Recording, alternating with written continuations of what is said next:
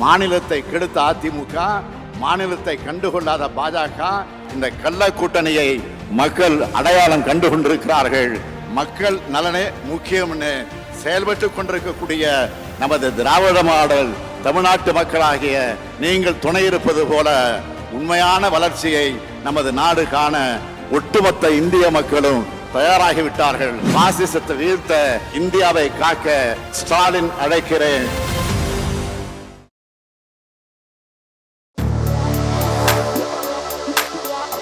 Welcome to ஆண்டர்கான்.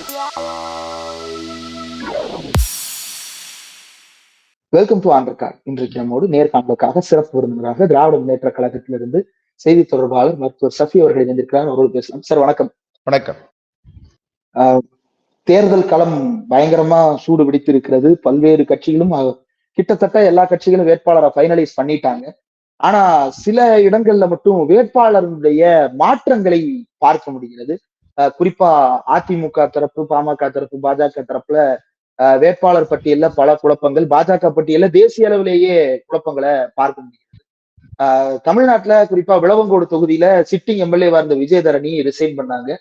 அந்த இடத்துல திருப்பி அவங்க எம்பியா கண்டெஸ்ட் பண்ணுவாங்கன்னு பார்க்கப்பட்டது. ஆனா எம்பியா கண்டெஸ்ட் பண்றதுக்கான வாய்ப்பு அவங்களுக்கு கிடைக்கல. மாறாக நெல்லை நாடாளுமன்ற தொகுதியில சிம்லாமுத்து சோழன் திமுகவிலிருந்து வெளியேறியவர் அங்க வந்து போட்டியிடுவார்னு அறிவிக்கின்றது. அவங்களும் பின்வாங்க இப்போ ஜான்சி ராணின்னு வேறு ஒருத்தர் மாற்றப்பட்டிருக்காங்க. இதை எப்படி பாக்குறீங்க? இது ஒரு வகையான யுக்தி தான், பாஜக பயன்படுத்துற ஒரு வகையான யுக்தி கண்டிப்பா. காரணம் என்னன்னா, அம்மையார் ஜெயலலிதா அவர்களுடைய ஒரு சில யுக்திகளை வந்து பாஜக வந்து கையில் எடுத்திருக்கிறது. இப்படிதான் நான் சொல்லுவேன். காரணம், ஒரு ஒரு நான் டெமோக்ராட்டிக்கா ஒரு விஷயத்த வந்து தைரியமா செய்யறது, யாரை வேணாலும் அவங்க கூட வந்து அடாப்ட் பண்ணிக்கிறது, அதுக்கு அவங்களுக்கு ஏதாவது ஆசை வார்த்தைகள் சொல்லி கூப்பிட்டுக்கிறது, அதுக்கப்புறம் அவங்க சொன்ன ப்ராமிஸ் ஒழுங்கா செய்யறது கிடையாது. இந்த மாதிரி ஒரு சில விஷயங்கள் வந்து பாஜக தொடர்ச்சியாகவே நிறைய செய்திருக்கிறது. அதுல இந்த விஷயமும் ஒண்ணுன்னு சொல்லிட்டு எடுத்துக்கொள்ளலாம். அதிலும் முக்கியமா வந்து நீங்க சொன்ன சொல்றீங்களா சார்? கிட்டத்தட்ட ஏன்னா அவங்களுக்கு சொல்லப்பட்ட, ஏன்னா அவங்க வந்து இங்க டிமாண்ட் பண்ணிட்டு தான் அங்க போனாங்க. இங்க வந்து she was being told that she demanded MP seat. அதுக்கப்புறம் ஏன்னா அவங்க தேர்ட் டைம் எம்எல்ஏ ஆகிறதுக்கு வாய்ப்பு இருக்காது அடுத்த தடவை, அது சான்ஸ் இல்லாம போறதுனால she was having an idea for getting an MP seat in Congress. அந்த காங்கிரஸ் டினை பண்ணதுனால இங்க வந்து அவங்களுக்கு வந்து ஒரு ஸ்பேஸ் அவங்க கொடுத்ததுனால இவங்க வந்து போனதாக தான் தகவல். ஆனா அங்க போயிட்டு வந்து அவங்க எக்ஸ்பெக்ட் பண்ணது either the same MP constituency இல்லைன்னா வேற ஏதாவது யோசிச்சாங்க. பட் இந்த மாதிரி ஆகி போனதுல அவங்க பாவம், I didn't expect her to leave her MLA job and go. அந்த ஒண்ணு இல்லாம போனதுக்கு எனக்கே உண்மை சொல்ல ரொம்ப சங்கடமா இருக்கு.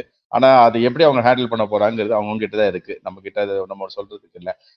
சிம்லா அவர்களுடைய விஷயமும் அதேதான். என்னமோ அவங்க திராவிட முன்னேற்ற கழகத்துல ஒரு முக்கியமான ஆளை வந்து கொண்டு போயிட்ட மாதிரி ஒரு பிம்பத்தை கொடுக்க ட்ரை பண்ணாங்க. ஆனா இவங்க போயிட்டு அங்க போயிட்டு ஒரே நாள்ல வந்து நான் வந்து அங்க போயிட்டு எனக்கு வந்து அங்க அவங்க ஒரு பேட்டி கூட பார்த்தேன். அவங்க ரொம்ப சந்தோஷமா கொடுத்த பேட்டியை, இங்க வந்து டெமோக்ரஸி இருக்குது, ஏடிஎம்கேல டிஎம்கேல யாரையும் பார்க்க முடியாது, இங்க நான் எல்லாரையும் போய் பார்க்கிறேன், எல்லாரையும் அணுகிறேன்னு சொல்லிட்டு அவங்களுக்கு இந்த மாதிரி ஒரு நிலைமை நினைச்சுதான் பாவம் அந்த மாதிரி பேட்டில பேசியிருக்க மாட்டாங்கன்னு நான் நினைக்கிறேன். அவ்வளோலாம் அவங்கள பேச வச்சுட்டு அவ்வளோலாம் அவங்களுக்கு வந்து ஹோப் கொடுத்துட்டு ஒரே நாள்ல வந்து, ஏன்னா பிகாஸ் அந்த பார்ட்டி பீப்புள் வந்து அஜிடேட் பண்ணிருக்காங்க, அவங்க அப்போஸ் பண்ணிருக்காங்க, அவங்க பயங்கரமா ப்ரொடெஸ்ட் பண்ணிருக்காங்க. இவங்க வந்து ஜெயலலிதாவை எதிர்த்து நின்றவங்க, இவங்களுக்கு எப்படி நீங்க ஆத்துக்கு சீட் பண்ண சொல்லிட்டு அவங்க அப்போஸ் பண்ணது. ஏன்னா பிகாஸ் நமக்கு நல்லா தெரியும், திரு எடப்பாடி அவர்களே இப்ப பயந்திருக்கிறார் கட்சிக்குள்ள. உண்மை அதுதான். அவருக்கே வந்து இப்போ அங்க என்ன பண்றதுன்னு தெரியல. ஏன்னா அவருடைய ஆதரவாளர்கள் யாரு, அவருடைய எதிர்ப்பாளர்கள் யாரு கட்சிக்குள்ளன்னு அவருக்கே தெரியாம இருக்கு.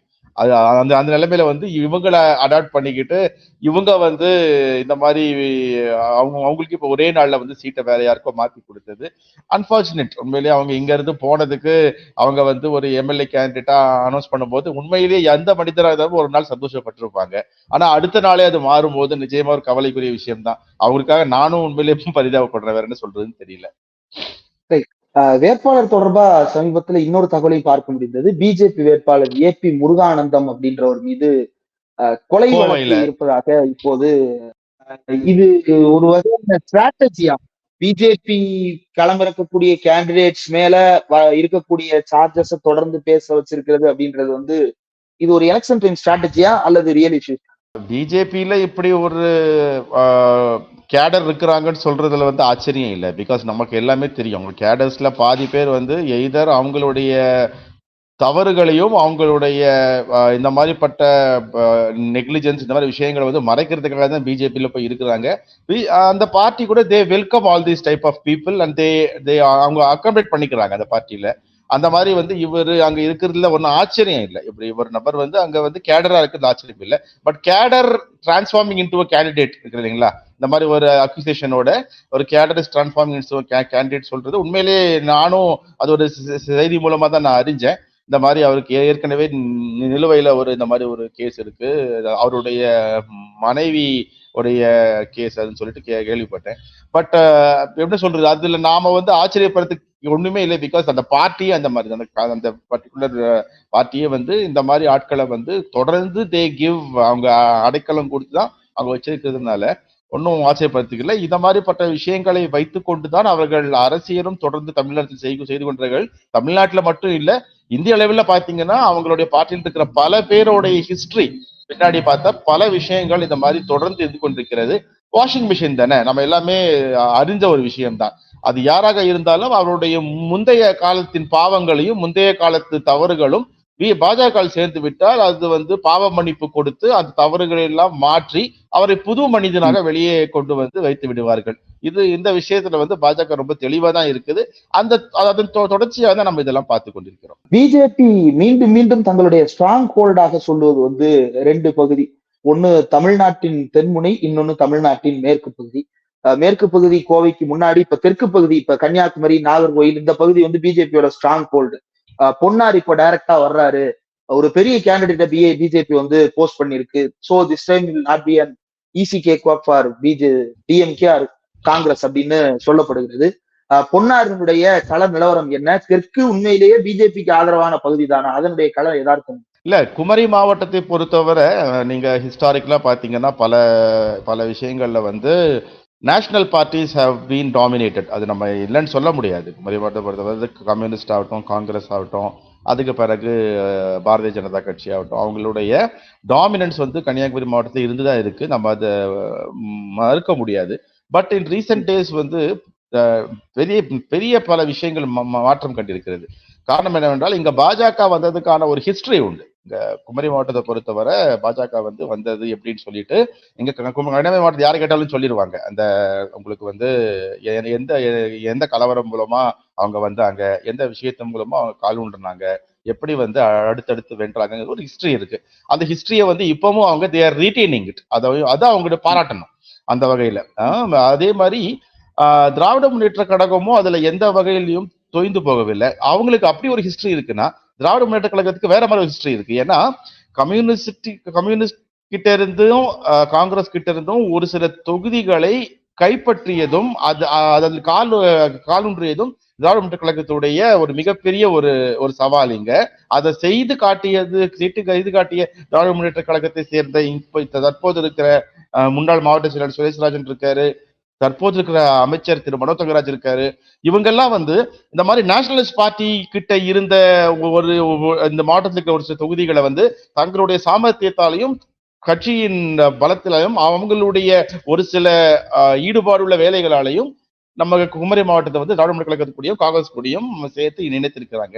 இன்னைக்கு நிலைமைக்கு வந்து நீங்க சொல்ற இந்த பிஜேபிக்கு கேக் வாக்குறது வந்து கண்டிப்பா கிடையாது. பிகாஸ் விஜய் வசந்த் வந்து அவருடைய லாஸ்ட் டைம் அவருடைய எந்த ஷார்ட் டேர்மா இருந்தாலுமே he has done a very good job. உண்மை சொல்ல போனா அதுதான். ரெண்டாவது இதுல ஒரு சின்ன விஷயங்கள் இருக்கு டு பி அண்டர்லைன்ட். என்னன்னா பொன்னார் அவர்கள் செய்துவிட்டு சென்ற ஒரு சில திட்டங்கள்லாம் அப்படியே நிக்குது. காரணம் விஜய் வசந்த் ஜெயிச்சார் என்பதற்காக பாஜக வந்து ஒரு சில திட்டங்களை, அது முக்கியமா வந்து கேரளா தமிழ்நாடு கனெக்ட் பண்ற ரோட்ஸ் ஆகட்டும், கன்னியாகுமரி தமிழ்நாடு கனெக்ட் பண்ற ரோட்ஸ் ஆகட்டும், அப்புறம் டிஃபென்ஸ் காரிடர் வருது, அது வருது, ஏர்போர்ட் வருதுங்கிற விஷயத்தை எல்லாம் கன்னியாகுமரி மாவட்டத்துக்கிட்ட சொல்லி பொன்னார் இருந்து அதெல்லாம் வரும்னு சொல்லி ஒரு பிம்பத்தை ஏற்படுத்தி அது வந்து விஜய் வசந்த் அவர்கள் ஜெயித்த பின்னரும் அவர்கள் தந்தை இருந்த போதும் இவர் இப்போது ஜெயித்த பின்னரும் அதை அப்படி கிடப்பில் போட்டிருக்கிறார்கள். இது உண்மை. இது ஒரு வகையான மறைமுக த்ரெட்டும் கொடுக்குறாங்க.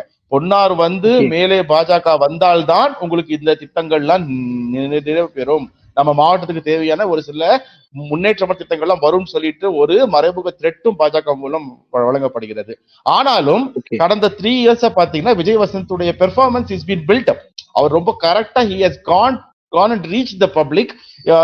Even then he was born with a silver spoon சொன்னாலுமே ஒரு ஆக்டர் இந்த விஷயங்கள்ல லேபிள்ல இருந்தாலுமே Vijay Vasanth has touched many lives. Vijay Vasanth உடைய he has given hope to many people, especially in Kanyakumari district. அதனால கன்னியாகுமரி டிஸ்ட்ரிக்ட் வந்து பொன்னார் அவர்கள் இருந்தாலுமே Vijay Vasanth will not go is not going to be an ஒரு அவருக்கு ஒரு த்ரெட்டா இல்லாம இருக்க போறதுல வாய்ப்பு கிடையாது. நிச்சயமா ஒரு த்ரெட்டாக இருப்பார். பொன்னார் அவர்கள் என்ன நீங்க மற்றபடி சொல்ற மாதிரி கேக் வாக்ல ஜெயிக்கிற வாய்ப்பும் கிடையாது. அதே நேரத்துல விஜய் வசந்த் அவர்கள் கடந்த 3 ஆண்டுகள் அவர் செய்த சில விஷயங்களால் மக்களால் ஈர்க்கப்பட்டிருக்கிறார். முக்கியமாக திராவிட முன்னேற்றக் கழக ஆட்சியில் மக்கள் அவர்களுக்கு சென்று ரீச் பண்ண திட்டங்கள் நிறைய இருக்கிறது. இதெல்லாம் கால்குலேட் பண்ணி பார்க்கும்போது Ponnar is not going to have a edge. கண்டிப்பா இருக்கிறதுக்கு சான்ஸ் கம்மி தான். ரைட். இப்போ நீங்க வந்து ஒரு மருத்துவர், ஒரு அறிவியல் மாணவர் மட்டுமல்லாமல் திமுகவினுடைய சுற்றுச்சூழல் அணியில பொறுப்பில் இருக்கிறார். இன்றைக்கு சுற்றுச்சூழல் பற்றிய விவாதத்தை அண்ணாமலை தன்னுடைய தேர்தல் பரப்புரையில் தொடங்கி வைத்திருக்கிறார். 2 டிகிரி 3 டிகிரி வெயில் ஏறி போச்சு, இதுக்கு காரணம் திமுக ஆட்சி தான் அப்படின்னு சொல்லிட்டு அவர் வந்து பின் பாயிண்ட் பண்றாரு. ஒரு அறிவியல் மாணவராகவும் ஒரு சக தமிழ்நாட்டு பிரஜையாகவும் இதை நீங்க எப்படி பாத்தீங்க? ஆமா, அதாவது அவருடைய ஸ்டேட்மெண்ட்ஸ் தொடர்ந்து பாத்தீங்கன்னா ரொம்ப வியப்புக்குரியதாகவும் அதே நேரத்துல ரொம்ப இப்படிலாம் கூட பேச முடியுமா ஒரு மனுஷனுக்கு தோணும். ஏன்னா ஈவன் ஸ்கூல் குழந்தைங்க பார்த்தா கூட சில அந்த 20,000 புக்ஸ் நான் படிச்சிருக்கேன், நான் அது பண்ணியிருக்கேன் இது பண்ணியிருக்கேன், இப்போ இந்த வெயில் வந்து கூடி போனதுக்கு காரணம் வந்து திராவிட முன்னேற்ற கழக ஆட்சி, இதெல்லாம் வந்து ஈவன் ஸ்கூல் கிட்ஸ் பள்ளிக்கூட குழந்தைகள் கூட பார்த்து கொண்டிருக்கிறாங்க. பட் இதை பத்தில அவர் கவலைப்படுறது இல்லை. காரணம் என்னன்னா, எதை வேண்டுமானாலும் எந்த இடத்தில் வேண்டுமானாலும் பொதுவெளியில் எந்த பொய்யை வேண்டுமானாலும் சரளமாக சொல்லிவிட்டு செல்லக்கூடிய ஒரு நபர் அவர். அந்த மாதிரி விஷயத்துல இப்போ நீங்க சொன்னீங்க இல்லையா, இப்ப அதுல வந்து சுற்றுச்சூழல் அணி இருக்கிற விஷயத்தையும் சொல்லிடுறேன். ஐபிசிசின்னு சொல்லிட்டு நமக்கு ஒரு கான்க்ளேவ் வந்து everything is happening, they are giving guidelines. உலகம் முழுக்க பார்க்கக்கூடிய ஒரு விஷயம் இது. கிளைமேட் சேஞ்சுங்கிறது உலகக்கூடிய முழுக்க பார்க்கிற விஷயம் இது. இது தமிழ்நாட்டில் மட்டும் வந்து இருந்திருக்கிறது, தமிழ்நாட்டில் மட்டும் இப்ப வந்து கூடி இருக்கிறது, தமிழ்நாட்டில் மட்டும்தான் இந்த பிரச்சனை வந்து 2 to 3 டிகிரி அதிகமா இருக்குன்னு திரு அண்ணாமலை அவர்கள் பயப்படுறாருன்னா, மேபி உதயசூரியன் வந்து உதித்து இலை வந்து கருகி போய் தாமரை எல்லாம் இப்போ ஒண்ணு இல்லாம நசுங்கி கருகி இருக்கிறது நல்லா தெரிஞ்சு போச்சு அவருக்கு. அந்த உதயசூரியனுடைய வெப்பம் தாங்க முடியாம, ஆமா நான் அப்படியே வர்றேன், உதயசூரியனோட வெப்பம் தாங்க முடியாம தாமரை கொஞ்சம் கொஞ்சமா கருகிட்டு வருது, ரெட்டை இலையே முழுசா கருக வச்சு போச்சு. இப்ப என்ன பண்றதுன்னு தெரியாம பயத்துல வந்து அந்த வெப்பத்தை வந்து கொண்டு வந்திருக்காருன்னு நினைக்கிறேன். 2வது வந்து இப்போ அவருக்கு வந்து ஒரு சில உண்மைகள் தெரியலைன்னா, தெரியாம இருக்கிறதுனா அதை வந்து ஒப்புக்கொள்ளணும், இல்லை அதை பத்தி பேசாம இருக்கணும். அவருக்கு சின்ன குழந்தைங்களுக்கு சொல்லித்தர மாதிரி ஒண்ணு சொல்றேன். உலகளாவிய நிலையில வந்து கிளைமேட் சேஞ்ச் பத்தி பேசிக்கிட்டு இருக்காங்க. அதுல ரொம்ப முக்கியமா தமிழ்நாடு கவர்மெண்ட் மட்டும்தான் கிளைமேட் சேஞ்சுக்காக ஒரு மிஷன் ஆரம்பிச்சிருக்காங்க. கிளைமேட் சேஞ்சுக்காக ஒரு மிஷன் ஸ்டார்ட் பண்ணி, வெட்லேண்ட் மிஷன் ஆகட்டும், கிரீன் கவர் மிஷன் ஆகட்டும், இதெல்லாம் வந்து கிளைமேட் சேஞ்சுக்காக ஒரு ஸ்டேட் கவர்மெண்ட் பண்ணிருக்கா தமிழ்நாடு கவர்மெண்ட் மட்டும்தான். இதெல்லாம் பத்தி கூட அவருக்கு கடந்த 3 வருஷமா படிக்கல போல, பார்க்கல போல. இதுக்கெல்லாம் வந்து கிரீன் கவர் எவ்வளவு இருக்கு தமிழ்நாட்டுல, அதை முதல்வர் அவர்கள் எவ்வளவு இன்க்ரீஸ் பண்ண சொல்லியிருக்காங்க, அது இப்ப எவ்வளவு தூரம் இன்க்ரீஸ் பண்ணி இருக்கோம், பர் இயர் எவ்வளவு இப்ப நம்ம சாப்லிங்ஸ் ட்ரீ பிளான்ட் பண்ணியிருக்கோம் கவர்மெண்ட் மூலமா, பர் இயர் வந்து எவ்வளவு இப்போ வெட்லேண்ட்ஸ் பிரிசர்வ் பண்ணியிருக்கோம். இந்த விஷயங்கள் எல்லாம் வந்து அண்ணாமலை அவர்கள் பார்க்கவில்லை போல. இதெல்லாம் பார்த்திருந்தால் சம்டைம்ஸ் அவரு பாஜக கவர்மெண்ட் கிட்டயோ பாஜக ஆளக்கூடிய ஸ்டேட் கவர்மெண்ட் கிட்டயோ பேசி இருக்கலாம். இந்த மாதிரி சயின்டிபிக்கா தமிழ்நாடு கவர்மெண்ட் பண்றாங்க, இதெல்லாம் தெரியாம நான் 2 to 3 டிகிரி வந்து வெப்பம் கூடி போனதுக்கு கவர்மெண்ட்டை வந்து பழி சொல்லிக்கிட்டு இருக்கேன். ஆனா தமிழ்நாடு கவர்மெண்ட் இதர கவர்மெண்ட்டை விட இன்னும் கொஞ்சம் அப்ரோச் கரெக்டா சயின்டிபிக்கா பண்ணிக்கிட்டு இருக்காங்க. இதெல்லாம் நீங்க முடிஞ்சா நம்மளுடைய தேர்தல் அறிக்கையிலேயோ நம்ம வாக்குறுதிகளையோ ஒன்று சொல்லலாம். சொல்லிட்டு அந்த மாதிரி ஒரு விஷயத்தை கொண்டு போயிருந்தா தமிழ்நாட்டு மக்களும் சரி, அவருடைய அந்த ஐபிஎஸ் முடித்த அவருடைய தன்மைக்கும் ஒரு நம்ம ஒரு இது சர்டிஃபை பண்ணிருக்கலாம். அது இல்லாம எந்த ஒரு பேசிக் இதுவும் தெரியாம ஒரு ஒரு கிளைமேட் சேஞ்ச் விஷயத்த, வெப்பநிலை மாற்றத்தை, அதையும் அரசியலையும் ஒப்பீடு செய்வது வந்து கிரீட்டா தம்பக் தெரியும் நினைக்கிறேன் உங்களுக்கு. நீங்க படிச்சிருப்பீங்க கிரீட்டா தம்பக் பத்தி. Yes. அந்த அந்த மாணவி வந்து எவ்வளவு வந்து ப்ரொடெஸ்ட் பண்ணாங்க கிளைமேட் சேஞ்ச் சொல்லிட்டு. அந்த பாப்பா கிட்ட இந்த இவரை வந்து கொண்டு போய் ஒரு 3 நாள் வந்து டியூஷன் விட்டுட்டு வரலாம். ஏமா கிரீட்டா தம்பக் கிட்ட போய் பாருங்க, அந்த பாப்பா என்னெல்லாம் வந்து இந்த கிளைமேட் சேஞ்சுக்காக பண்ணிருக்காங்க. கடந்த கிட்டத்தட்ட ஒரு 5.5 6 வருஷமா அந்த அந்த குழந்தை பண்ணிக்கிட்டு இருக்கு. அந்த குழந்தை கிட்ட போய் என்ன எதுனாவது கேட்டுட்டு வாங்க. கிளைமேட் சேஞ்ச் பத்தி ஒண்ணு இல்லைன்னா பிஜேபி சார்பாக அடுத்த வருடம் நடக்க இருக்கிற ஐபிசிசிக்கு நீங்க வந்து இங்க ரெப்ரஸன்டேட்டிவா போங்க. போயிட்டு அங்க போய் உட்காந்து பேசுங்க. தமிழ்நாட்டுல 2 to 3 டிகிரி அதிகமாயிடுச்சு, இதுக்கு ரீசன் என்னன்னு சொல்லிட்டு நான் பாக்குறேன், இதுக்கு ரீசன் நான் டிஎம்கே சொல்லியிருக்கேன், இதுக்கு ஐபிசிசி என்ன சொல்லுதுன்னு சொல்லிட்டு கேட்டுட்டு அந்த விளக்கத்தையும் தமிழ்நாட்டுக்கு கொடுத்தீங்கன்னா இன்னும் கொஞ்சம் வசதியா இருக்குங்கிறது என்னுடைய தாழ்மையான கோரிக்கை. தயவு செய்து அறிவியல் சார்ந்த விஷயங்களில் பாஜக இந்த மாதிரி மடத்தனமாகவும் மக்களை குழப்பும் விதமாகவும் தொடர்ந்து செய்வதை நிறுத்திக் கொள்வது ஐபிஎஸ் படித்தேன் என்று சொல்லக்கூடிய திரு அண்ணாமலை அவர்கள் போன்றவருக்கு நல்லதுன்னு நினைக்கிறேன். ஓகே, நிறைவா ஒரு கேள்வி. இது ஒட்டுமொத்தமாக இந்த தேர்தல் பிரச்சார களம் தொடங்கி இருக்கின்ற இந்த சூழ்நிலையில இன்றைக்கு வேட்புமனு தாக்கல் நடைபெற்று கொண்டிருக்கும் பொழுது அமைச்சர் சேகர்பாபுவும் போயிறாரு, முன்னாள் அமைச்சர் ஜெயக்குமாரும் போயிடுறாரு. 2 பேரும் ஒரு திமுக வேட்பாளர் கலாநிதி வீராசாமி, அதிமுக வேட்பாளர் ராயபுரம் மனோ 2 பேரும் உள்ள போறாங்க. யாரு ஃபர்ஸ்ட் நாமினேஷனை ஃபைல் பண்றது அப்படின்றதுல வந்து ஒரு சின்ன வாக்குவாதம் வந்து அங்க நடைபெறுவதை பார்க்க முடியுது. இதை முடிச்சிட்டு பால் கனகராஜ்ன்ற பிஜேபி வேட்பாளர் வெளியே வந்து திமுக அதிமுக 2 பேரும் சேர்ந்து தேர்தல் அதிகாரி மிரட்டுறாங்க அப்படின்னு சொல்றாங்க. அதுக்கு பதில் சொன்ன அமைச்சர் சேகர்பாபு, அவர் சீன்லயே இல்ல, எதை பார்த்துட்டு எதை பேசுறாருன்னு தெரியல அப்படின்னு சொல்றாரு. ஜெயக்குமார் வந்து இது என்ன புது கரடியா இருக்கு அப்படின்னு சொல்லிட்டு போறாரு. இந்த சீன் எப்படி பாக்குறீங்க? தேர்தல் நேரத்துல நாமினேஷன் ஃபைல் பண்றது இப்படி ஒரு இது தேவையா? இல்ல, இப்போ இது வழக்கமா வந்து பாஜக இப்ப கொஞ்ச நாளா செஞ்சுக்கிட்டு விஷயம். இத ஒரு ஒரு ஒரு விஷயம் தாங்களே முதன்மைப்படுத்திக் கொள்ள வேண்டும், தங்களுடைய இருப்பை வந்து மக்களுக்கு வந்து காட்டிக்கொள்ள வேண்டும் என்பதில் வந்து அவங்க பாவம் இந்த மாதிரி ஒரு சில விஷயங்களை வந்து ட்ரை பண்றாங்க. But it doesn't happen. ஏன்னா இங்க லெவல் பிளேயர்ஸ்னு பார்க்கும்போது காலங்காலமா வந்து 2 திராவிட கட்சிகள் ரொம்ப கரெக்டா போயிட்டு இருக்காங்க. இவங்க பாவம் இப்பதான் உள்ள வந்துட்டு ஏதோ அதிமுகவோட தயவுல 4 எம்எல்ஏ வாங்கிட்டு உள்ள போயிருக்காங்க. இவ்வளவுதான் கதை. பேஸ்லைன் ஆஃப் ஸ்டோரி இதுதான். இந்த 4 எம்எல்ஏ உள்ள போறதுக்கு காரணமும் கூட இவங்க தனித்து வாங்கின ஓட்டு கிடையாது. அதிமுகவினுடைய ஓட்டுகளை கடன் வாங்கிதான் பாஜக உள்ள போயிருக்கிறதுங்கிறது ஹிஸ்டரி.